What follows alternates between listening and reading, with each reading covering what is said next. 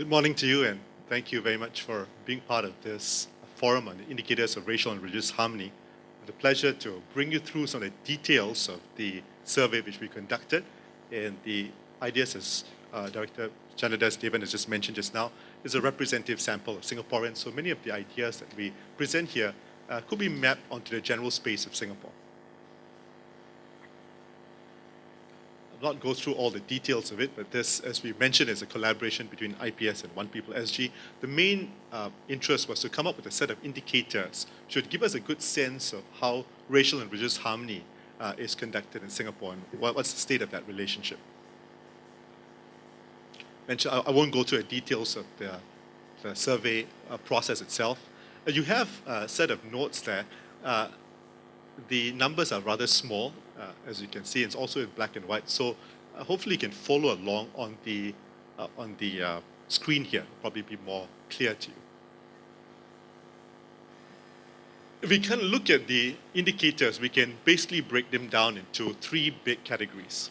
The first idea has got to do with when we think about a racially and religiously harmonious society.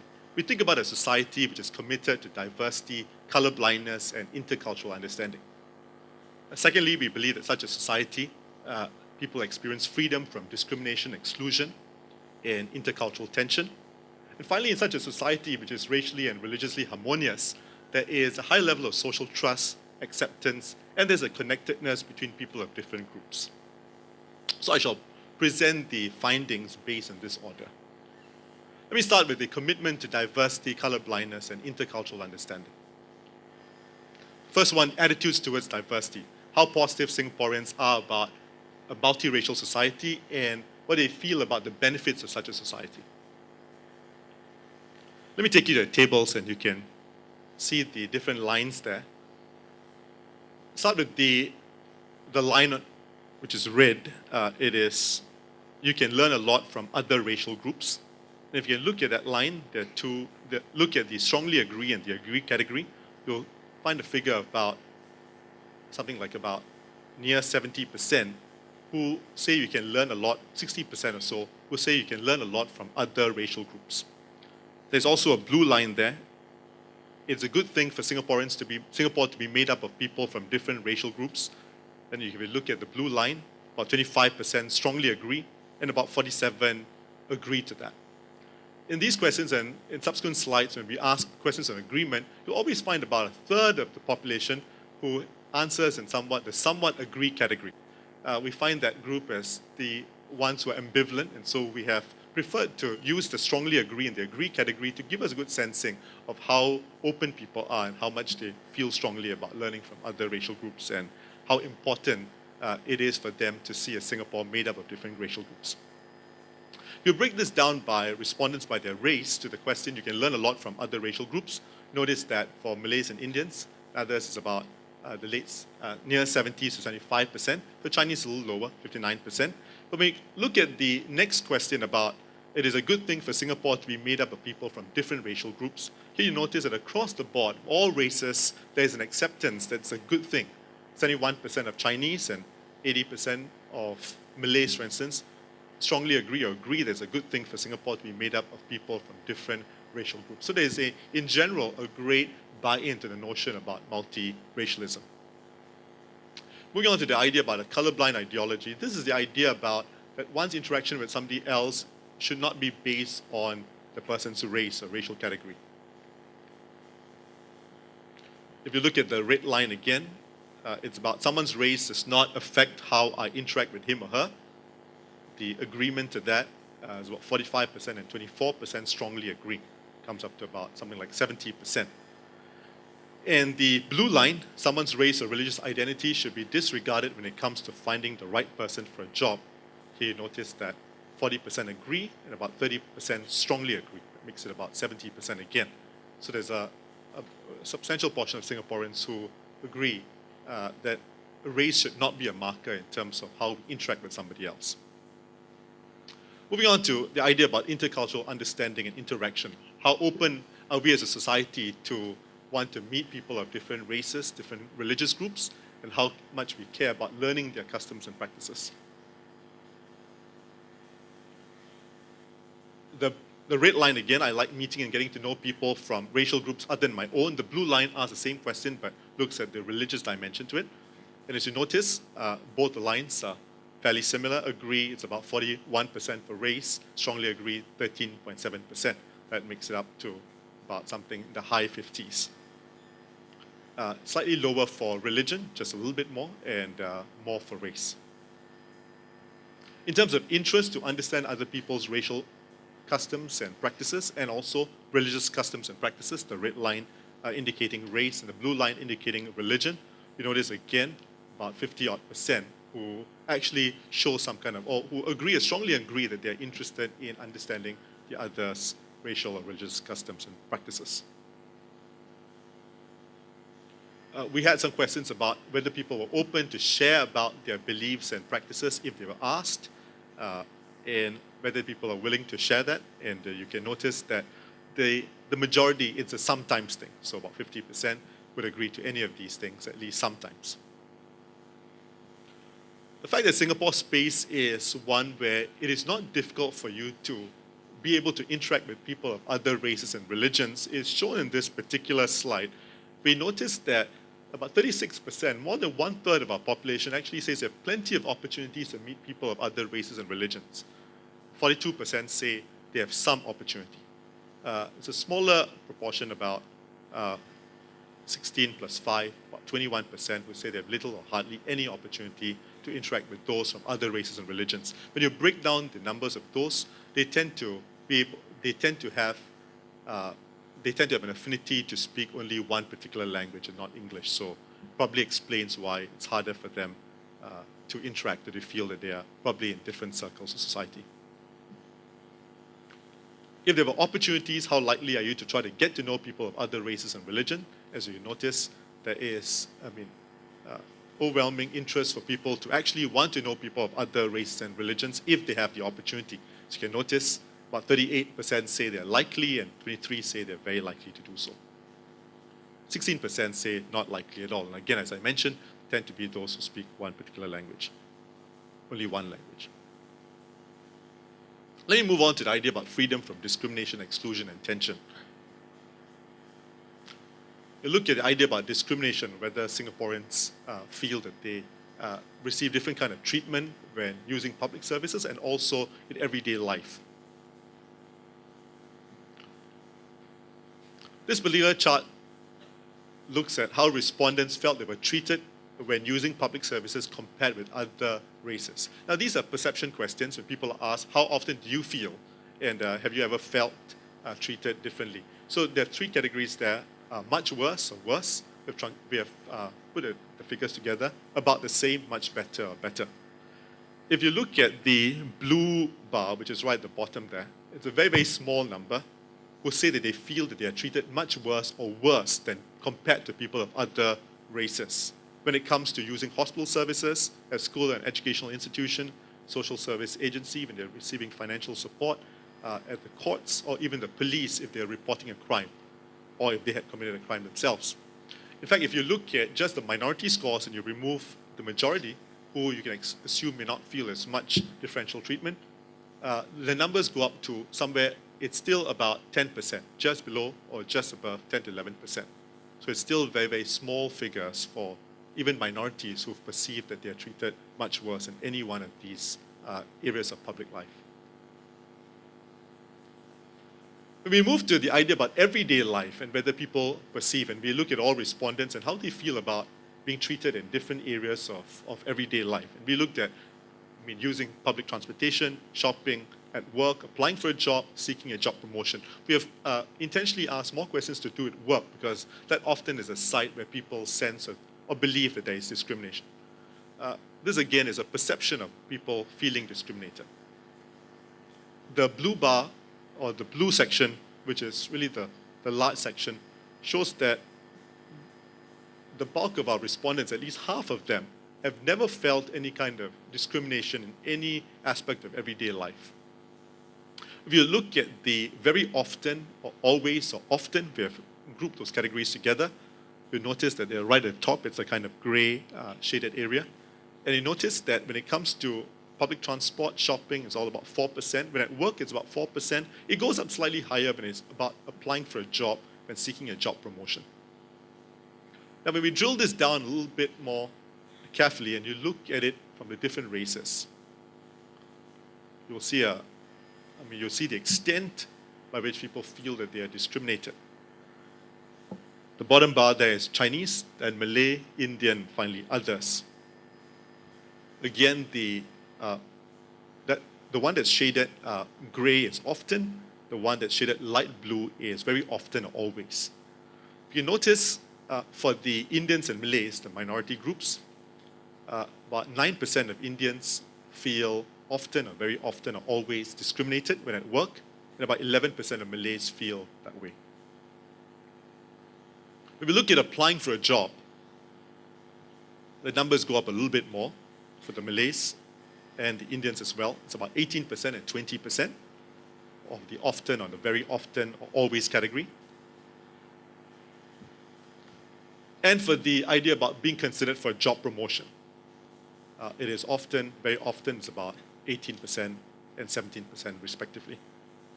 You notice that there is the yellow bar, which is sometimes, and that tends to be about 20-something%. We mapped this to another question in the survey where we asked people, have you ever felt discriminated? And the questions were yes, no, possibly, not sure, maybe, maybe not. And those who tended to put a response sometimes map themselves, when you map it, it's very often they fall under the category of possibly not sure. I have no idea. Discrimination is a perception, so you're not sure whether you feel discriminated or not. You have been or not been discriminated. Look at an idea about social exclusion in terms of how people feel that they have been able to reach top positions. And here it's useful for our survey to look at all respondents and how general Singaporeans feel about whether different races had to work harder in order to have a decent life in Singapore. So the question really is about, can you have a decent life in Singapore if you are a member of the following races? So all respondents look at Chinese, Indians, Malays, and Eurasians, and they give their comment on whether they have to work much harder, harder than, the same as compared to other groups, much less than, or less than. So it's always compared to other races. So that's the group of comparison. So you notice that if you look at the blue bar, which is the much harder, or the harder than category, you notice that for Indians and Malays, about 17.6% and 19.6% respectively, feel that the Singaporean Indians and Singaporean Malays have to work much harder compared to other races to have a decent life in Singapore. It's not too, different from the Chinese population. When people remark about the Chinese, it's about 10.6. When we look at another question, which has got to do with reaching top positions in organizations and how much harder people have to work to attain those positions compared to other races. In the case of Singaporean Chinese, it's about 16.5% who say that they have to work, Singaporean Chinese have to work much harder to get those top positions. Singaporean Indians, 31%, Singaporean Malays, 36%, and Eurasians, 14.7%. You see a little increase from the decent life to when people talk about top positions, then it seems that to work hard, there's a little bit more work that's required. Then we move on to the idea about interracial and religious tension. It's again a very important indicator of the state of racial and religious cohesion in Singapore, whether there are such instances of tension that we experience here as a society. In the red bar, in general, I do not experience any form of racial tension in my daily life. The blue bar asks a question for religion. Here you notice that in general, people don't experience that. You can notice about 70% for both race and religion talk about the fact that they don't feel a lot of tension in their daily life. Singapore is free from racial and religious tension. About 60% feel that way. And here, when we drill down to specifics, there are a couple of categories there. The first bar, someone insulting my race or racial customs. Second bar, someone insulting my religious beliefs. Third bar, someone challenging my religious beliefs and practices. And the fourth bar, someone trying to convert me to a religious belief. How often have respondents felt been upset by that kind of tension in the last 2 years? The gray part of the bars represent very often, and the yellow one sometimes. And you can notice across the board, Those who say often or very often or always is less than 10%. You drill down to the minorities, it still stays around there, about 10%. Then you finally come to the last segment, social trust, acceptance, and connectedness that people feel. Again, an important set of indicators when we think about a racially and religiously harmonious society. Let's start with interracial and religious social trust, how much we are willing to trust and able to trust people of other races and religious groups. We have used a standard set of questions which often appear in many surveys internationally. They have different scenarios. We have chosen a particular scenario here. But people are asked the question, what proportion of people with the following race do you think can be trusted to help you if Singapore faced a national crisis? We have chosen the crisis and we have identified it as a health epidemic, SARS.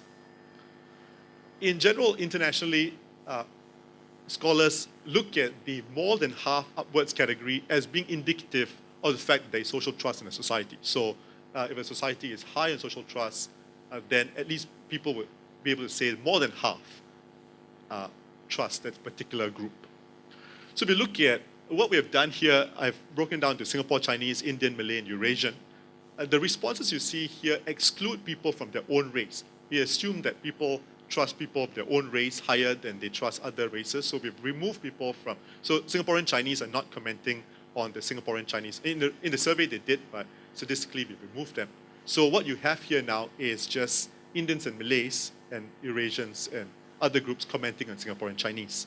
62% of them feel that more than half, or all, or mostly all, can be trusted to help in a national crisis.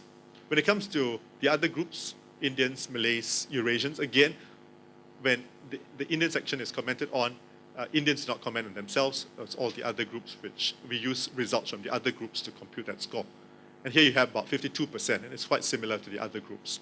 So you see a little difference there for the majority race and the minority, about 10%, but not very big difference.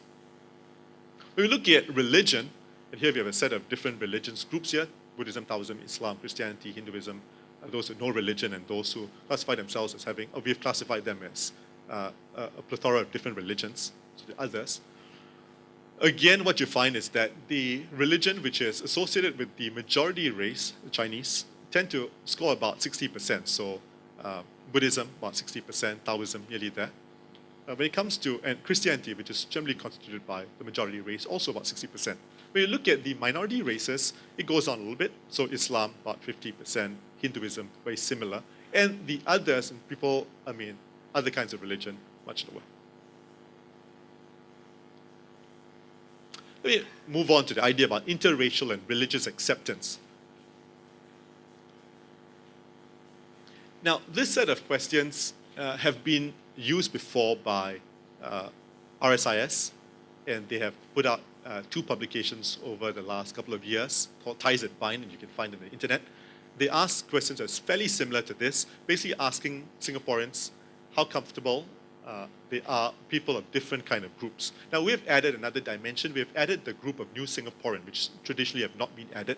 We felt it's important to tease it out because people may have different views about local Singaporeans and new Singaporeans. So we felt we should make a distinction here. We looked at several kinds of relationships, those in the private sphere and those in the public sphere. So public sphere relationships have got to do with relationships like being a colleague, a boss, an employee, as a next door neighbor, as a majority people in Singapore. So we are asking people how comfortable you are, for instance, of a local-born Chinese as your colleague, as a local-born Malay as a colleague. That's how you read the table. We have, again in this particular slide, we have removed respondents who are commenting from their own racial groups. So, for instance, we have removed local-born Chinese when they comment about local-born Chinese. So we have removed them as we calculate the scores. So you can look at the scores here. In general, those who are not Chinese look at are highly accepting, very comfortable with local-born Chinese in practically every category.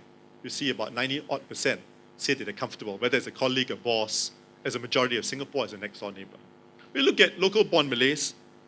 Again, we see a very, very similar pattern. It's fairly high, 90-odd%. As a boss, it goes down to about 83%, but definitely very high. And when it comes to the majority people in Singapore, it's about 71%. As you can notice, just a quick look at the majority people in Singapore, I think there's an interest by the general population to keep the status quo. And so we can expect that there's a lot more interest in, the 90-odd% seems to be of the Chinese being the majority, which is the current status quo in Singapore. The Indian figures and Eurasian figures are fairly similar. When you look at the new Singaporean figures, so here we have asked it like this: new Singaporean Chinese originally from China, new Singaporean Indian originally from India, new Singaporean Malay originally from the region. You notice that the comfort level goes down a little bit. It's not too much of a drop, but definitely something significant. It will probably catch your eye. It's in the 70s. And it comes to the idea about, as a majority of people in Singapore, it drops down to about 50.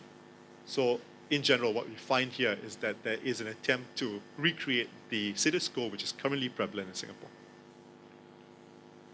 When we look at the private sphere, you're able to notice again, these are more intimate relationships: spouse, brother-in-law, sister-in-law. We had some other questions here about close friendships. How comfortable people are with people of different races in these positions. You expect the drop to be more significant here, because when it comes to the private sphere, we don't think it's completely race blind. Marriage patterns and all that have some kind. People do have preferences in terms of the racial group. And as you can notice, for spouse, for instance, non-Chinese, looking at Chinese, 61% are comfortable. When it comes to Malays, it goes down to about 35%, Indians about 36%. And you can notice also for the new Singaporean, it's also in the 40s, 30s to 40s. But when it comes to the close friends, you should be heartened to note that across the board, it's at least 70-something%, even for the new Singaporean, and certainly for local born, 90s and the 80s. We asked similar questions for a religious group, and the results are fairly similar to what you just saw just now. Across the board, acceptance in the public sphere was high. It was always about the 90s. There's a little drop when it comes to the majority population in Singapore, when it comes to the religions which are often associated with the minorities. So Islam, 72%, happy with being the majority religion in Singapore. Hinduism, 70%, Sikhism, 67%. Again, because these are minority, there's a conflation between race and religion in these cases, and so I think people want to continue the status quo of what we have in Singapore. Comes to the private sphere, you notice the same patterns as we came in the earlier slide when it comes to race and the private sphere. It's always also a little lower when it comes to minority races. And how people perceive whether they are comfortable with marrying into, for instance, having a spouse who is Muslim, a spouse who is Hindu, a spouse who is Sikh. But again, when it comes to close friendships, you'll notice that the numbers are all in the late 80s to 90s. Finally, come to social connectedness between racial groups. If we look at the prevalence of close friendships Singaporeans have with other races, I mentioned just now that 80% of Singaporeans are comfortable with a close friend of another race or religion. But in reality, about 45% had at least one close friend of another race. We had asked a question in the survey. We had put a bracket there. Close friend means someone you can call on if you need any help, talk about something. So that was how we defined a close friend. How you read this, the bold letters, Chinese, Malay, Indian, these are respondent type. And so we've broken this set of questions by the respondent and the kind of friends they have: Chinese friend, Malay friend, Indian friend, Eurasian friend, a friend of other races. So what you notice here is that all the races have at least one close friend from their own race. So Chinese, 95% of Chinese have a close friend who is Chinese, 92% of Malays have a close friend who is Malay, and 87% of Indians have a close friend who is Indian. But when you look at cross-racial friendships, it goes on a little bit. So Malay respondents, 62% of Malay respondents had a Chinese friend, and at 38% of them had an Indian friend. The Chinese, 23% of Chinese had a Malay friend, and 20% of Chinese had an Indian friend. Some of this, again, if you notice the category Eurasian, it will kind of make sense. Eurasian population is a small population, just like the rest of the minorities, are smaller populations. And so the chances of encountering and having a friendship with someone in this particular category goes down. And it probably is an effect of the demography of Singapore rather than any kind of intentional prejudice. when we break down and look at the mean or median number of close friends, we use median as a kind of approximation for an average. And what we have is that the number of friends people have, Chinese, Malay, and Indian. Mr. Janardhan even earlier said that Eurasians tend to have more friends, and so a much higher number of friendships. Chinese, Malay, and Indians tended to have about 5 friends, each 5 close friends. And for Chinese, most of their friends tended to be Chinese. As you notice, it's a homogeneous blue bar.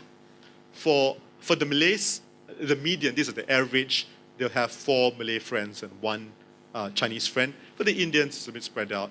3 Indian friend, close friend, 1 Malay and 1 Chinese. The Eurasians is spread very well. Let me conclude from some general trends on the data. Let me go through this. When we run various kinds of analysis, we ran a lot of regression models trying to make sense of, making some predictions of who would be more likely, who would be less likely. This kind of regression analysis always works on a comparison. So when I say something is less likely or more likely, it's based on a comparison of another group. So it may not be an absolute term, but just a comparison term. In general, minority respondents compared to Chinese respondents held more positive attitudes towards embracing diversity, colorblindness, intercultural understanding, social acceptance, and cross-racial friendships. And generally, this is accepted since minorities are more likely to be sensitive to issues surrounding diversity. Similarly, we noticed that those who were younger, better educated, those of higher socioeconomic status, tended to be more positive. When we look at discrimination, you remember the scores of discrimination earlier. One, of course, is most often perceived by minorities. The numbers just now, about 20% for one particular category. But generally, again, when we drill down, it was among those who were less educated from lower socioeconomic backgrounds and those who were younger. Those who generally tended to report feeling that form of discrimination. Thank you very much. I think we're waiting to hear from a distinguished panel.